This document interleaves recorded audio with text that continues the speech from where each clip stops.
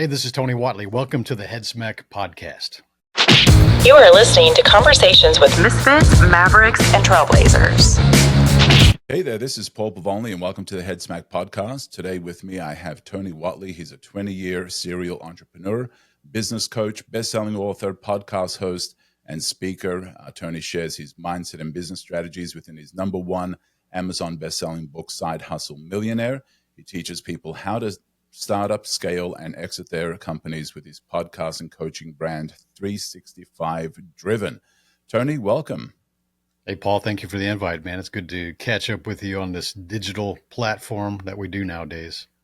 Yeah, we've been connected for quite a while. We've never actually had a chance to have a face-to-face conversation, so I'm looking forward to our time together today.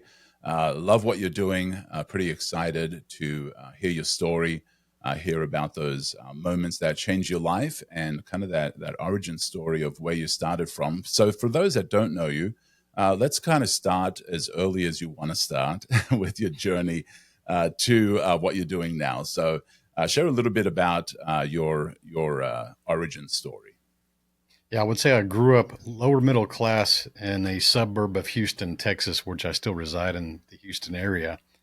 And I got to see my parents work extremely hard. My dad was a U.S. Marine Vietnam vet, and my mom was a Japanese immigrant that worked in the public school systems serving food to kids in the cafeteria. And so I learned the value of hard work and doing what it takes to get what I want. And I was very resourceful as a kid. I was the one that was knocking doors to wash cars, walk dogs, mow yards, rake leaves, whatever I could to make some money to be able to buy video games or skateboards or BMX bikes, things I was interested in that time. And I never really thought about that as entrepreneurship, but we say that's the kid hustle, right?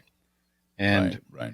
That kind of led into me understanding that I wanted to have a higher earning potential in life. And we all had that dream back in the 1980s to go try to make a 6-figure income. And they say, go be a doctor, a lawyer, or an engineer. And I've always been a car fanatic and I love building and taking things apart. So I've decided that maybe mechanical engineering was the way I would go for that.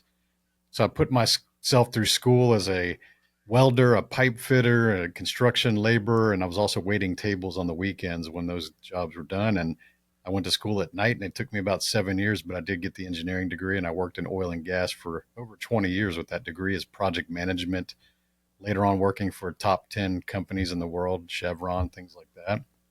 And I was managing hundreds of millions of dollars in these projects and had really large teams, but it really didn't scratch the itch for me on the automotive thing and the passion I have for cars. And that's why in 2001, I started my first automotive online business, which scaled to 7 figures. And I sold that for a few million in 2007. And that's the kind of the business kind of started with that 2001 business. That's amazing. And so with the business that you started, it was a side hustle, wasn't it? It was kind of what led you to this whole side hustle millionaire mindset. And so, when it comes to the side hustle, is that something that is something people need to pursue, is worth pursuing, is difficult to pursue? Like, why should I do it, and how am I equipped to do something like that? I think it's definitely worthwhile if you have that entrepreneurial spirit. I think that I was always an intrapreneur is what we call that, someone that has the creativity. We're always looking for efficiencies. We're always looking to improve the company that we work for. And a lot of times when you're at that kind of mindset and you're always trying to improve things and make things more efficient, make more profit, save more money, you'll find that you're met with some resistance, especially in that middle management ranks and higher, because they're kind of accustomed to this is the way we've always done it, so we shouldn't change it. Right. Don't fix what's not broken. And they just kind of stick with the old regime. And I was always challenging the status quo to try to make things better. But I realized that I really just needed a creative outlet and be able to go do something on my own and make some decisions on my own. And that's really one of the reasons I started that business. And the other thing was that I was really curious about websites at that time, because in the late 90s, I was kind of new to the internet and I was looking at these different web pages, and I've always been a creative type person. I love to do art and drawing and building things, and said, how do I make things that show up on the screen? How do I make a web page? How do I even do graphic design? I don't know these tools. They were relatively new. And so I would go to the bookstore and I would buy books on how to do Photoshop and actual photography and digital marketing. And I would just read these things and I would practice and I would build these little beginner level websites. And that was really my first side hustles. I was building websites for car parts manufacturers and stuff like that. And at that time, I did not have the community built. This was in the later 90s. And so I got this skill that I taught myself on how to build simple web pages, 1 to 3 page websites, more information type stuff. Back then, we weren't really integrating cart systems or purchase on through websites. That came maybe 4 or 5 years later that happened. And so there's more information style and aesthetics and buttons that you could click to take you to different pages. And so that was the first side hustle. Yeah, I remember that was quite a reminder. I remember learning Photoshop from a book. It seems so foreign today to think about learning software from a book. It's like, wait a second, that just doesn't compute, because now things change so rapidly. Putting it into a book, software just wouldn't make sense. So that's a great reminder. I forgot that's the way I learned Photoshop and Quark and freehand, Macromedia freehand, and things like that. And so it was all books. That's all we had. Yeah, there was no YouTube. Yeah. There was no social media. It was all books. And I if actually it was still have online, that book. You couldn't find it. Yeah, that original book that I taught myself Photoshop, I actually still have that book, and I pull it out once in a while when you see somebody make a post on Facebook that says, "Which book impacted your life the most?" And they're trying to be philosophical or put some real deep book out there. I'll take a picture of this book from the late 90s, and I say, "This book changed my life the most, made me millions of dollars." And everybody's like, "What is that book? Awesome. I haven't read that book yet." Oh, wow. That is so cool. And so, when you were working in the corporate realm. And so what was the trigger moment, the moment that head smack moment for you that said, this is not what I want to do? Like, was there a particular instance? Was there a wake up call? What turned you into what you've become now? I think the head smack moment in that context, working in corporate and building companies, it was only about 2 years into building companies while I was working an engineering job that I actually started to earn more money from my side businesses than I was from my salary. And so initially at that time, I was probably making between $90,000 to $100,000 salary, and I crossed a $10,000 a month profit mark about year two into my first side business. And so when you start thinking about that, most people hear the word side hustle. That's the title of my book, right? They think that side business means side money, and it's a concept that they can't really think about. I can't understand that you can actually earn more working less time, because it's just this fallacy people make believe. And you start thinking about, okay, my full-time job is the engineering job because it's taking my full time, but my side business was actually my full-time income if you put it in priorities. And so I kind of had that head smack moment as like, there's no limit to this. And eventually I was making about $400,000 a year on that side business, profit, not sales, like that was net. And I was still earning my engineering career because I had what we now understand as sunk cost fallacy, if people aren't familiar with what that is. A sunk cost is something that you've already invested money and time into, which you will never get back. So think about the college degree. You spend years of your time, thousands or tens of thousands of dollars to get this degree, and it's a cost. Both those time and the money are something you will never get back. You can't go refund your college degree and get it back, so it's gone. It's a sunk cost. But unfortunately, most people have made that kind of investment, whether that's certifications or the career path they're on, and they think like, why would I waste 10 years of my experience? Why would I waste 20 years of experience? And they're thinking of that sunk cost. So they're making decisions today based on things that they can't change anyways. And so one of the head smack moments is realizing that I really could walk away from this career. I really could go do something and pursue something I have a lot more passion for. That was a means to an end. I got the engineering to go get 6 figures. I got that, started understanding a lot of things with big business. But the reality, Paul, is that everybody's got big dreams. And it's unfortunate that most people put their dreams on hold, or they never pursue those dreams because they're afraid of having to get a new job. That's the biggest risk you take by starting a business or a side business, is that maybe you have to go get another job if it doesn't work out. That's something we do anyways as employees. When there's layoffs or industry downturns or the economy goes down, you have to go get a new job. Many of us, everybody listening or watching this, you probably had to apply several jobs in your life. And somehow you're letting that thing be so scary that it's keeping you from pursuing what you really want to do. Wow, that is so good. That is so good because it is that fear, the insecurity of stepping out, and that's why I love your message of start it off as a side hustle. You know, pursue that thing that's on your bucket list that you've always wanted to do, and give it a shot. And you found that through that, you actually were ended up making more money from it, and it gave you that security to step out and become the person you wanted to be. Now, is entrepreneurship for everybody? Is that something that everybody should pursue? No, I don't think it's for everybody. You have to have a strong level of discipline. You have to have some grit about you that you're not going to just give up. I think too many people like the word entrepreneur, and it's kind of sensationalized nowadays, and a lot of celebrity status people have risen through entrepreneurship where that wasn't a thing 20 years ago.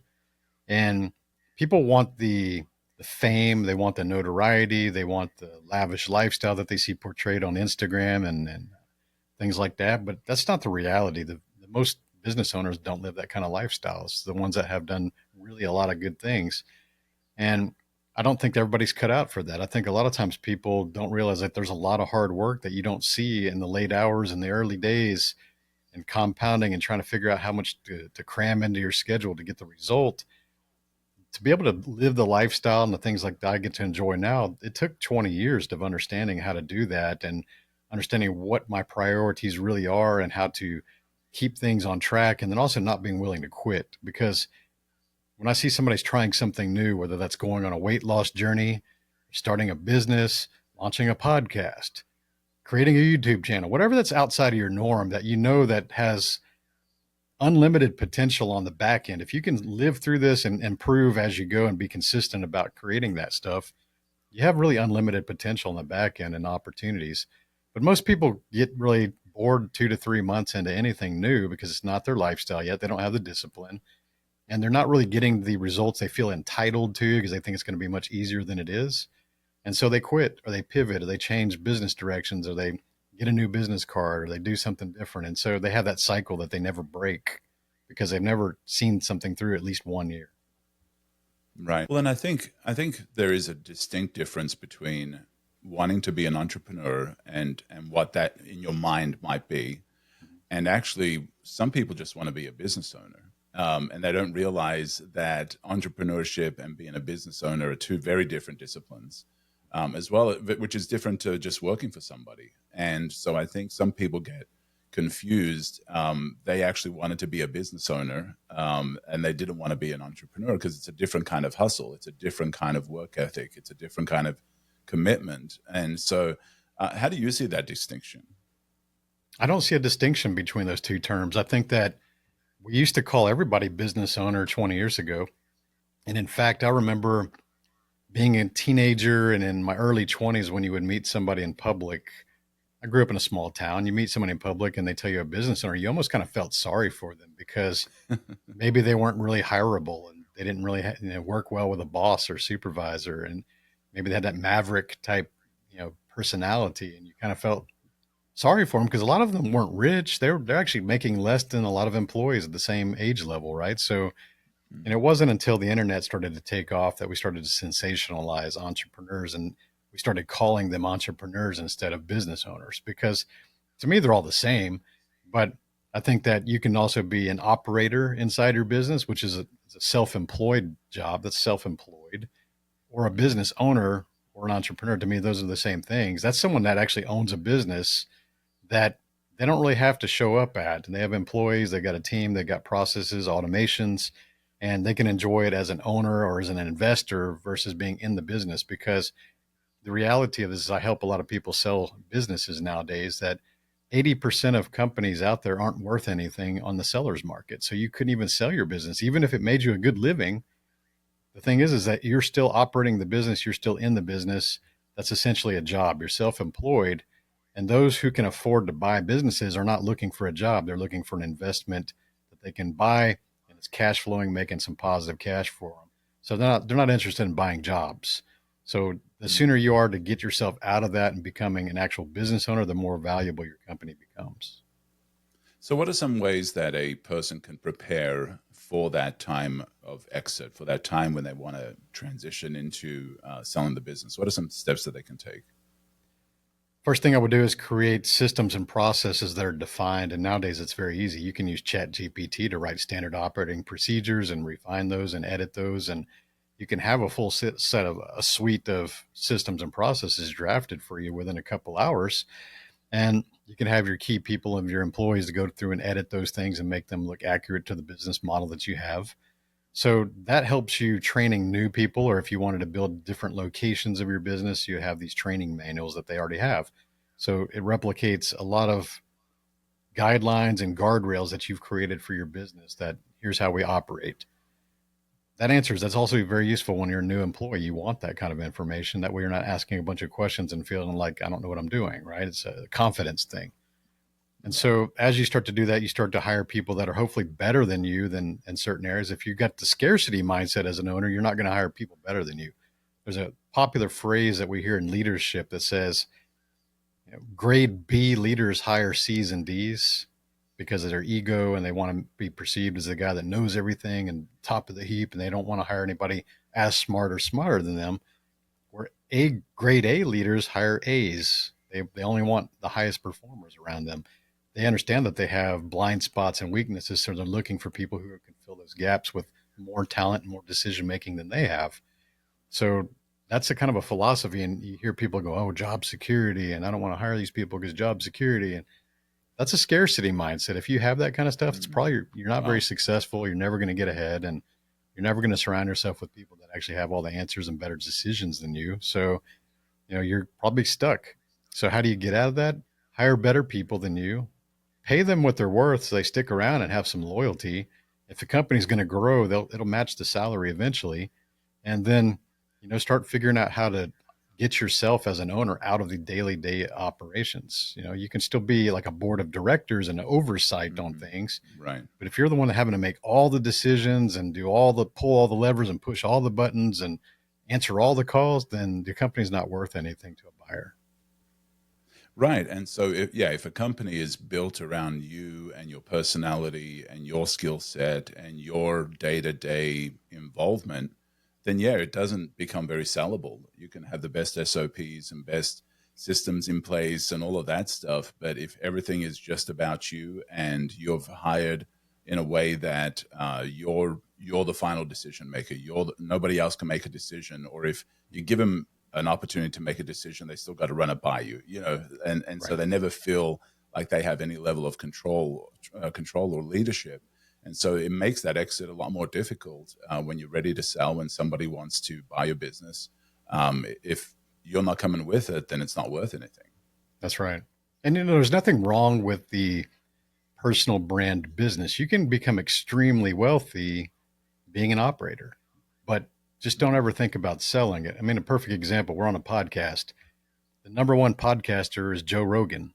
Joe Rogan is the business of Joe Rogan, and he just signed a $250 million deal with Spotify. And so you can become extremely wealthy with personal brand and having the big name and doing that things, but it's just it's a temporary thing until you decide you don't want to do it anymore. But hopefully you make enough that you don't have to worry about working until you're 75 years old. So you can do it both ways. Just don't have any delusions that you're going to be able to build this company that pays you a good income, that you think you're going to be able to sell it someday if you're the one still operating, because that's not the reality. Right. Just know what you're creating and that's right. And be fine with that and understand the end game. And as you shared, building a personal brand, that's what it is. It's a personal brand. You're not going to be able to sell your personal brand, but building a business is very different. And with what you do with 365 Driven, entrepreneurship, and the reason I distinguish it from business owners, entrepreneurship is there's a lot more of a mindset of trying, being willing to take risks, being willing to try new things, being willing to pivot. Whereas business owner likes a little more steadiness of unpredictability. For the most part, I think there's a slight, at least in my mind, I know you feel different about that. But when it comes to entrepreneurship, it can be a lonely business. And I know with what you do with 365 is help those create a community. You've got communities, you do in-person workshops, things like that. Talk about that entrepreneurship and the how to stay driven. How do you stay 365 driven? Yeah. I think that you mentioned that phrase about business being lonely. We hear that a lot, right? I've probably said it before, but to me, if I have a choice, I think I'd rather do things lonely. So I remember working in corporate and having to pretend to like people that I didn't really like at the office, or having a boss that was just imposing on you or micromanaging, and you had to pretend and you had to play the office politics. And guys, I would choose lonely 99 times out of 100 if I know I can trust my abilities to get things done. So, doing it lonely is not a bad thing if you're okay in that kind of mode. Now, I would also add that you're probably never going to be truly lonely in business if you have customers. Because if you're dealing with clients and interacting with people on a daily basis, yeah, they're not sitting in your office, but you're still interacting with other humans. It's not really that lonely. Maybe if you're just writing books and you're an author and you're in isolation, that might be pretty lonely, right? When you go into those writing modes or content creation modes, could be alone. You may not interact with people for a while, but other than that, don't let the fear of being lonely kind of dissuade you from creating that business. I think that it's a blessing, be able to do what I want and work from home. Um, Question you had on the loneliness part, I guess. What was the other end of that question? Well, how do you stay 365 driven? I Okay. know that's kind of Yeah. what you do. You provide that community, you provide the in-person workshops, things like that. How does somebody stay driven in what they're doing? What are some things that they could implement in their life to do that? So there's a reason I called it 365 driven versus 365 motivated, because I think too many people, especially new to the space, new to entrepreneurship, they think they have to be motivated to do things all the time. They feel like, well, let me just go on Instagram and look for motivational memes. And let me go listen to motivational podcasts, and let me go listen to motivational speakers. And I need to feel inspired, and I need to surround myself with people who are going to uplift me and make me want to do things. And I'm going to hire a coach that's going to keep me accountable. Like, all these are good things, but the Mm, difference between wow. highly successful people and average people is that successful people don't require motivation because they're driven by results. We only want the Right. results, whether that's going to the gym. Half the time I go to the gym, I don't feel like going, but I know Mm, that I've never left that gym a single time in my life having regretted being there that day. And so I know that mm, I may not feel like it right now, but as soon as I get there and I warm up and I start doing some sets and I'm there for an hour and I leave, I'll be glad that I was there and I'll feel much better when I'm leaving. So I kind of gamify my mindset to the future. mm. When you have businesses like this, you start to create your quarterly goals, your annual goals, you're looking at projections. And when you feel like you don't feel like doing something, it's probably because you're maybe operating because you're too much focused on cash instead of what you should be following, your purpose. I think too many people jump into business, they ask you, what industry should I get in? What's the next trending business model? Like, those people are just money hungry. They're Right. just pursuing Right. money at all costs. That's most people in their 20s and 30s. You start to realize in your 40s, retrospect, you could have done things better. You could have pursued things with more passion. You wasted a lot of time doing the wrong things. So if you're focused purely on maximizing your income, you're going to make more sacrifices to your happiness, because a lot of times you're going to be promoting products or services you don't even believe in because it pays you well, or you're going to work for companies that pay you just enough to keep you around because you tolerate it. And so you don't Mm, feel like doing things. Most business owners that do things that they truly love look forward to every morning when they get up and are like, man, I can't wait to get to do this today. I get to do this. I choose to do this. I'm honored to be able to go do this kind of thing. So if you're a business owner, you're watching this, or you're listening to this, and you're like, well, I wish I felt like that about my business. The hard question should be, are you in the right business? Are you in it for the right mm. reasons? And if Right. not, Right. that could be an indicator of burnout, or maybe you just got misled going down a path pursuing money. And now you've got enough money, but you're still doing it because that sunk cost fallacy instead of trying to do something different. So to me, value of happiness, sanity, and free time have a lot more value to me than just pursuing money. And I think you just have to understand that I just want the result, dude. I don't care if I'm motivated or not. I'm going to go do the work. So, you brought up an interesting point about current culture, and it happens with a lot of new entrepreneurs of trend chasing. One day they're an AI expert, next day they're uh, crypto expert, and that they're just constantly pursuing the money. And then at the end of the day, it's like I feel empty. I feel I can't imagine that that's fulfilling. And so finding the thing that drives you, is valuable. Finding the thing that will wake you up in the morning and move you towards action, I think, is valuable. What are some ways that if somebody's trying to figure out, well, I don't know what my passion is, I don't know what drives me, what are some things that they could do that would help them discover that? A simple question would be, when you were 5 years old and someone asked you, what do you want to be when you grow up? What was your answer? Nobody says engineer. Nobody says lawyer. Nobody says like all these high paying things. They might say doctor because that's kind of a hero type role, right? There's certain people say fireman. I used to say race car driver, stunt man, jet fighter pilot. So I've always been like the adrenaline guy. I was like Yeah. action and doing things. Putting myself in harm is fine. I like that kind of stuff. But yeah, I race cars now and I build things. And I probably will pursue a pilot's license when I feel like going to do that. It's just something I've always been interested in. So And you've I've just taken also up been skateboarding too. yeah, I like doing scary stuff. At 50 years old, I decided to go teach myself skateboarding again after 35 years off of it. And I'm a year into it and I'm doing really well. So the, the purpose question to me is everybody's got a different purpose and everybody's got different characteristics or gifts within them. And so one of the ones that kept surfacing with me is I remember probably being in high school thinking I wanted to be a teacher because I like to teach people things. I like to transform and help people. I've always been that way. My mom was the exact same way. And so I also looked at the salary of school teachers at the time. It's like, man, that's going to be a struggle. It's like, I don't want to live my parents' lifestyle. I don't want to go through that. And so that's why I went engineering. So was engineering the right move? Financially, yes, but maybe it didn't satisfy like the teaching part. So you'll find yourself, even when I was in engineering and in project management, I was still mentoring people. I was still teaching people. I was still gravitating towards the tendencies that I had already within me. So I'm always going to be a teacher. And now I'm a coach and helping business owners and all that. I'm still a teacher. So Right. that compelling drive to help people, whether that's mental or physical or whatever you may have, like these characteristics, pay attention to those things and don't be so quick to assign those to job titles that align exactly with that thing, because that characteristic can be translated across a whole lot of different career paths. But you can still be a teacher and do all kinds of things and teach. Right. So what wakes you up in the morning? What drives you the most every single I think day? it's just, to me, it's the gift of a day, just being able to wake up and enjoy a life that I've created. And I think that, after having a near death experience racing cars in 2015, I realized that we're all on borrowed time.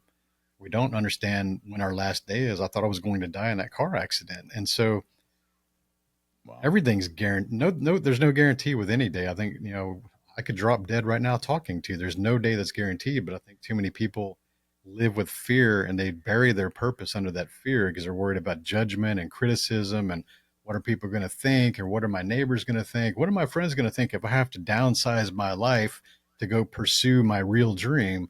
They're going to judge me. Oh, he's selling his car. He's got to go get a Mm. smaller house. Oh, things must be really bad, because they're so afraid Right. of doing that. They would never be able to do that. Then a couple of years later, you turn things around and you're happier, you're earning more because you're following alignment with your purpose. And they're going to be the ones that kind of just fade away into the darkness and don't be a part of your life anymore. And that's okay because you outgrew that level. Right. Well, and that's what I love about your side hustle millionaire concept and your book is that, the idea of, pursuing stuff while you're still kind of in that thing that you might not love is taking time to pursue some of those things and seeing if the market actually wants it. I think taking a risk on something, that you don't even know if it's going to work and going all in. I think there's a certain level of risk and it's going to be tough. It's going to be a little crazy for you, but doing it as a side hustle while you're still in some sort of a full-time position that you might not love, I think there's value in that. Yeah, I think that it's irresponsible if you've got bills and obligations to quit your job and burn the boats and go all in until you've proven the business model and you've proven that there's a product market fit that will be able to compensate you to be able to be able to cover your bills and help your family and your friends. And so I think that too many people like I said, I think going back to the early part of the conversation, a lot of times people start a side business as a hobby and they don't really take it serious, and it never becomes anything more than a hobby. And if that's okay, if that's what you want, okay, but realize that there's no limitations to your earning potential just because you're creating something in the side. Chances are that's probably something you're passionate about. And you can actually earn more and still keep your job if you just manage the time properly. And so, if there was a period of 10 years, I was still working and making multiple six figures salary in my career, and I was still earning multiple six figures in my side business. And so I think that people just need to understand that if you're going to half ass things, you should expect half ass results. If you treat it like a legit business from day one and do the right things and hire people to teach you the right things to avoid the pitfalls, you're going to get professional results. And then that thing has a better opportunity to grow. Because I think a lot of people just cut corners, they do things half assed, and they're competing against other companies that are already existing out there that are doing things legitimately, look professional, look better quality. And the market of buyers does not care if you're a day one entrepreneur or a day 10-year entrepreneur. They're going to buy the things they perceive at the best value, the best price, whatever the way they're shopping. So they're not going to cut you any slack for being new and having a crappy website and all these different things. Like, spend the money, do things the right way, especially if you have a job and can pay for those things. Right. Well, and I think that's why your book is called Side Hustle Millionaire, not Side Job. Because I think there is a certain level of hustle that you've got to put into it. Yeah. If you're going to make it work, you can't go in there and just piddle around with it. Give it a really good shot before you give up on it. Which leads me to, you're also a coach, and you also do these retreats and workshops. For the entrepreneur, for the person that has launched out into a business, they're going to hit some tough spots. They're going to hit some spots that, and people often joke about, on every Friday or every Monday, you're entrepreneur or self-employed, you want to quit, you want to just go work wherever because you're just done. How do you know when to press through and when to stop? What makes it worthwhile? What makes it something that you need to just keep going, or you need to just say, do you know what, you've given it your best shot, stop? I mean, I think there's a reason that 50% of businesses go out of business by year two. There's a reason for that. And I think most of the time is because people create a business that didn't have any opportunity for growth. They chose a wrong product, a wrong business model, a dead end, something that maybe that's trending down, maybe something that requires a lot more employees and overhead costs to be able to scale effectively. So you have to be really honest. Like, what do I want to achieve with this business? Is it something that I just want to build handmade widgets at my kitchen table after work every day for forever and just make side money? If that's what you want, be realistic about that, because it's not going to scale. It takes a lot of your time. Probably going to have unhappy customers to deal with, right? I've done that. I've made car parts and stuff like that. Now, if you build a business that is paying you in advance, like advertising company or some kind of a forum like I created, where people were paying me 12 months in advance for a lower discount price to get their ads posted in my community. Now I have a cash flow that's really positive, like months ahead. And so I have a very valuable company. So when somebody came to acquire, a private equity company bought it, I had commitments and I had automatic recurring revenue coming in, and I had 300,000 registered members and email addresses to a very specific targeted niche in the industry, which they had a lot of value. And so a lot of traffic. We had about 100,000 users per day, unique users per day would visit the website. So imagine like me building a brick and mortar on Main Street, small town USA.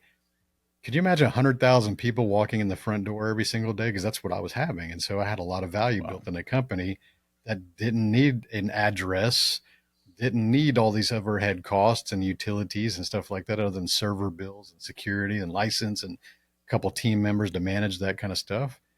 And so there's endless amounts of business models that you can get into, but you have to be realistic about what your earning potential is. So a lot of times people realize like, this is hard work and I'm not going to make any money doing this, or I'm not making money this, it's just not going anywhere. So they quit.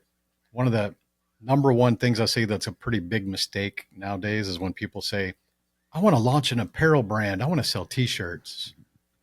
I'm like, no, no, no, no, no, no, no. That's a terrible business model, because one, it's a low cost entry, which means millions of people could do the same thing. There's no barrier to entry. Right, It's right. a very low priced item. So you may make $3 or $4 per shirt. You would have to sell thousands of shirts to make any kind of notable amount of money per month. And if you don't already have a big audience, who's going to buy those shirts? Because people don't buy the clothes that because of the clothing. They buy it because of the movement that you've created, the things that they align with. Right, the Like people affiliation. wear Yeah. things based on their identity. They want to feel like they're a part of something bigger than they are. And that's human nature. But if you don't have that community, if you don't have that movement already created, you shouldn't be trying to sell t-shirts because nobody cares about cool design or cool artwork because they can go find that on the internet for $5 and make their own shirts nowadays. So to me, if you're going to sell something, there's one main rule that I always think about. If you're going to sell something, go sell the most expensive thing that you're qualified to sell, because commissions on much more expensive things earn you a lot more money, the same amount of effort. But you got to become qualified and become an expert in that thing, whether that's cars or real estate or selling companies like I do. Like these are very expensive things that I sell. I earn a lot of commission from those. So don't be wasting time selling little widgets for $10, $20.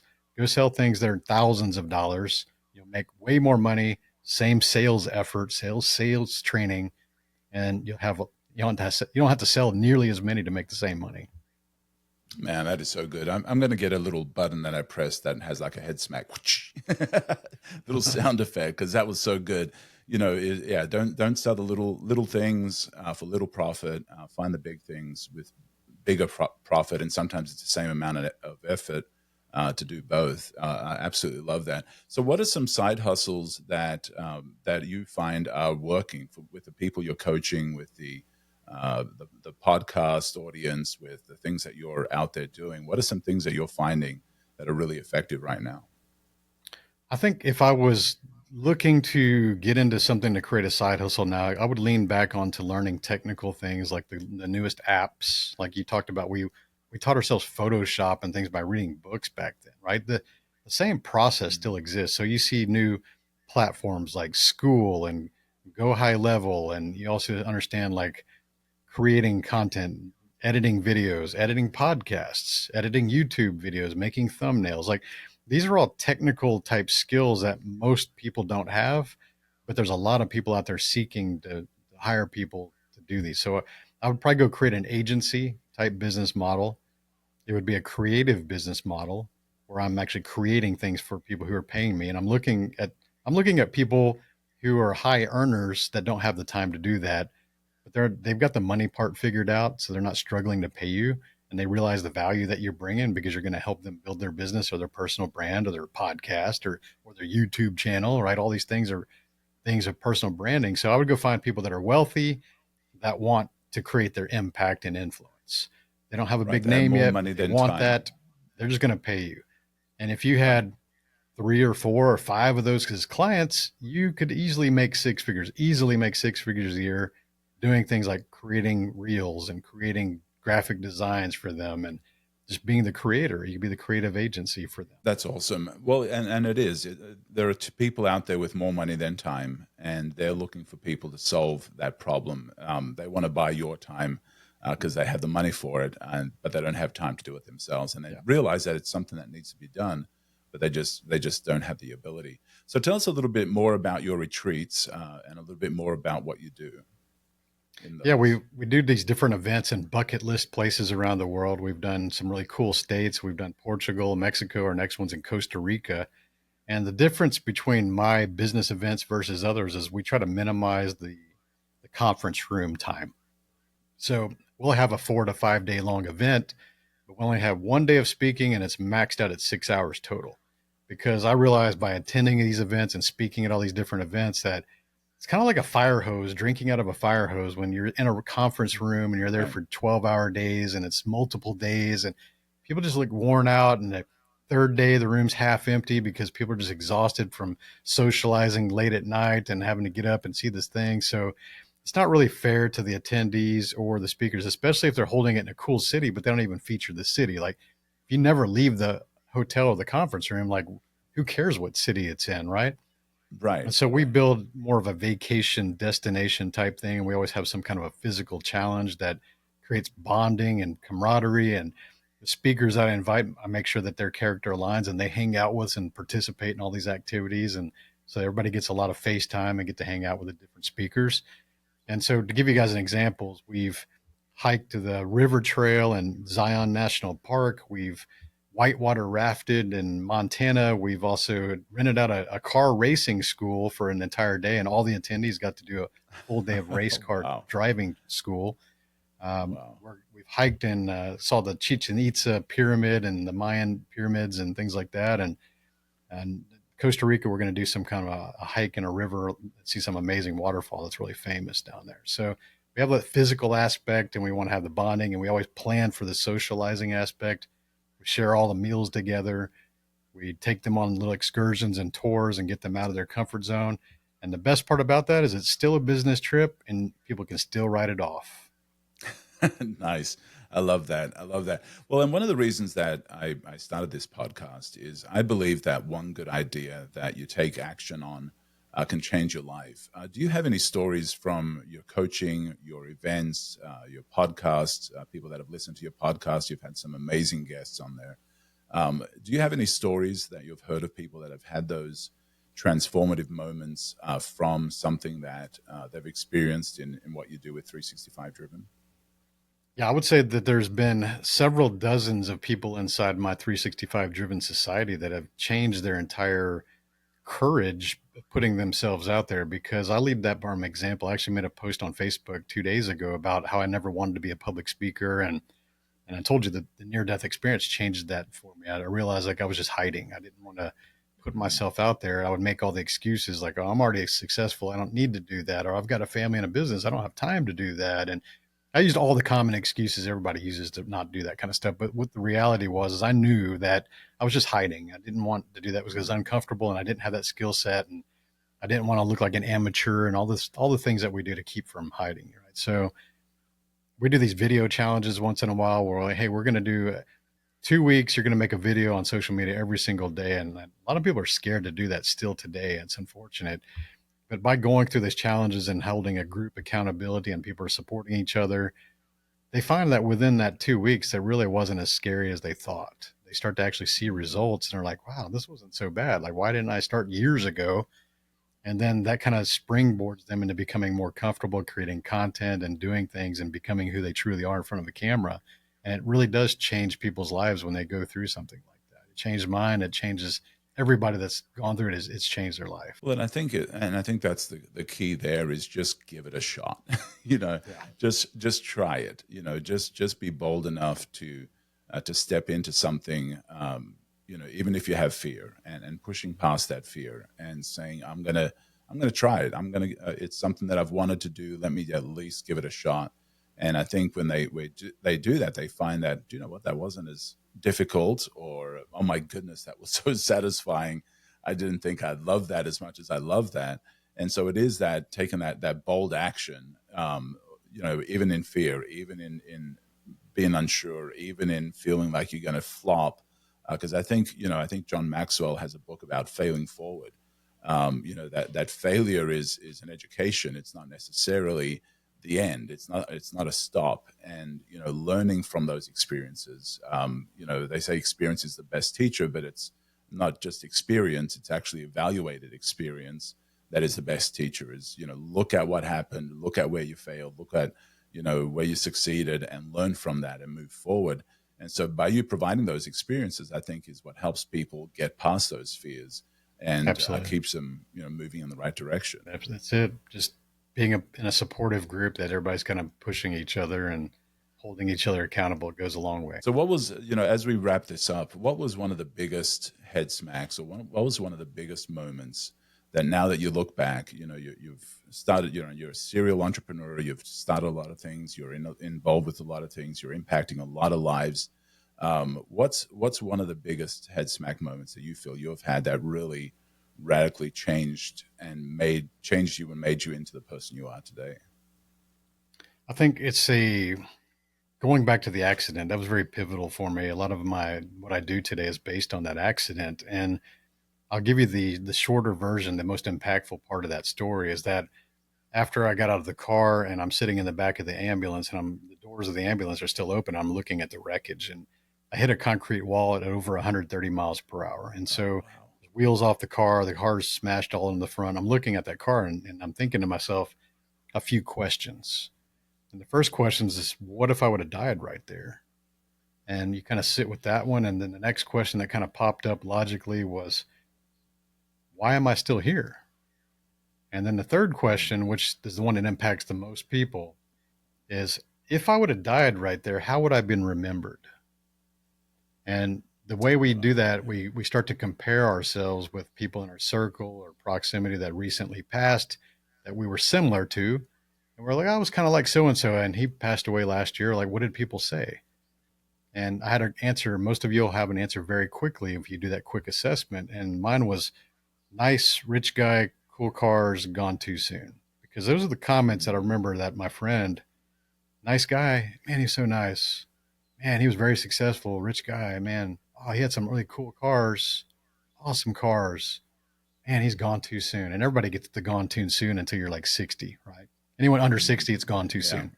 Right. And Right. so what was missing was the word impact, or he changed my life. And yes, you will, everyone here listening, watching will have impact, positive impact from the people in their close proximity, whether that's your family, your employees, like people within your small gravitational pull will have positive impact. I'm not discounting that. But what's missing is your potential impact because you were scared to put yourself out there. You're scared to be seen or write that book or spread your message or spread things on a wider scale. See, we all have greater potential to greatly impact this world, but we hide. We put that purpose below our fears. And so, if you were to really be honest with yourself right now and say, if I were to die today, how would I be remembered? And be really honest with yourself, man, I hope it's something that makes you realize like I'm missing some. Actually, I could do a lot more. I could do a lot more than this because when you start to think you got plenty of time to do something, that's when you get caught off guard. Man, that is so good. That is so good. So, what's left on your bucket list? Do you have anything left? You took up skateboarding, which blows my mind. That's amazing. What's left on your bucket list? What do you still want to do? You know what? I did a year of improv comedy school and some sketch comedy school, and I think that I will do some more stand-ups and open mics and stuff like that. I do it in my content. I like to have fun in my content, but it's a challenge. It's another form of public speaking, just to go do some Mhm. improv or stand up. I've done it a couple times, but I don't do it nearly enough. But yeah, that's always kind of a blast. I've always had fun doing that kind of stuff. That's amazing. That's amazing. All right. So, how do people get a hold of you? Easy. My website is 365driven.com, and you'll find my social medias, the books, the podcast, everything on that. And keep it easy. One place to go, 365driven.com. So be sure to check that out, 365driven.com. Check out the podcast, buy the book, #1 Amazon bestseller, and be a part of Tony's world. You'll be definitely impacted, and you'll find a lot of drive in what you're doing as an entrepreneur, as a business owner. And so I encourage you to do that. Thank you, Tony, so much for being on today. I appreciate it. So many good things, such a great conversation. Enjoyed it thoroughly. If you've enjoyed this as well, be sure to leave some comments, leave some likes if you're watching it on YouTube. Be sure to like, comment, and subscribe to it as well. And then if you see this on social media, be sure to share it and connect to Tony and his world. I think you'll definitely be impacted and it'll be a super high value to you. Thank you very much, Tony. Thank you. Have a great day. Take care.